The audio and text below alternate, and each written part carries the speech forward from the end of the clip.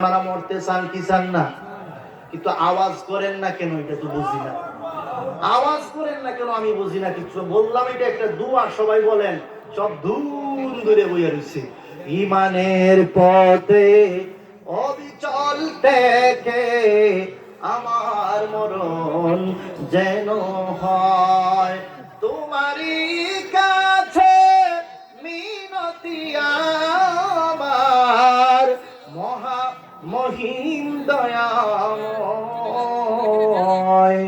ইমানের পথে অবিচল থেকে আমার মরণ যেন হয়।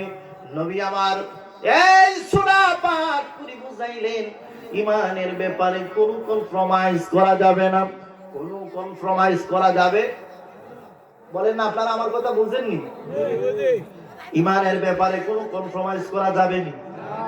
হ্যাঁ, গিয়া বলে আমরা বুট যে সময় আইছে বুটের লাগে আমরা যাইয়া 2-4 দিন বক্তব্য দিয়া প্রসাদ টোসাদ খাইয়া বললাম যে তোমরা মুক্তির পক্ষে আমরা আছি, তোমরা চালাইয়া যাও, কিন্তু বুটটা আমরা রে দিও।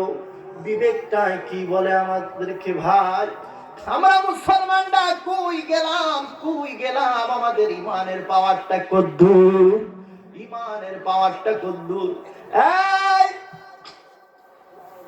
খাজা আজমিরি পৃথ্বীরাজের মতো শক্তিশালী বাদশার সাথে যুদ্ধ করে কম্প্রোমাইজ করে না, কম্প্রোমাইজ করে না। বলে না যে তোর মন্দিরে যাই আমি বক্তব্য দেই মন্দিরের পক্ষে। ইব্রাহিম খলিল বাবা জোর মূর্তি নিয়ে ঘুরে, মূর্তি নিয়ে ঘুরে, যার নাম কোরআনে তারেক আসছে। আমার ভাইয়েরা, ইব্রাহিম কয়ে যে নিজে আসতে পারে না, হেরে আমি আল্লাহ মানতাম, আমারে কি বুতে গিলাইছিনি।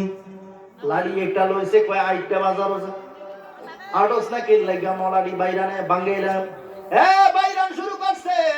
ইব্রাহিম নবীরে মূর্তিগুলি বাইরে ভাঙ্গা ফেলাইছে।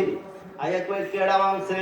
কয় আমি ভাঙতাম কি লাগা, ইদারে না বাজার হয়ে যাইতে কইছেন, হে তারা আটে না, এর লাগে দিছিলাম কয়টা বাড়ি, এখন দেখি ভাঙ্গা গেছে গা। কোন আল্লাহ রে তোমরা আল্লাহ কও, যে আল্লাহ নিজের ফাও রক্ষা করতে পারে না? খবর গেছে গা, তো ফেরাউনের কাছে খবর চলে গেছে। ভাইরা আমার, ভাইরা আমার, নবী ইব্রাহিম রে আগুনে জ্বালাইতে চায়। আপনারা বলেন তো আগুন বানাইছে কেডায়? আগুন কে বানাইছে? এই নমরুদে, নমরুদে আগুনের কুণ্ডলি সাজাইছে। ভাইরা আগুনের কুণ্ডলি যখন সাজায় দিছে রে, কয় ইব্রাহিম রে মাইরালে একবারে। ইব্রাহিম নবীর কাছে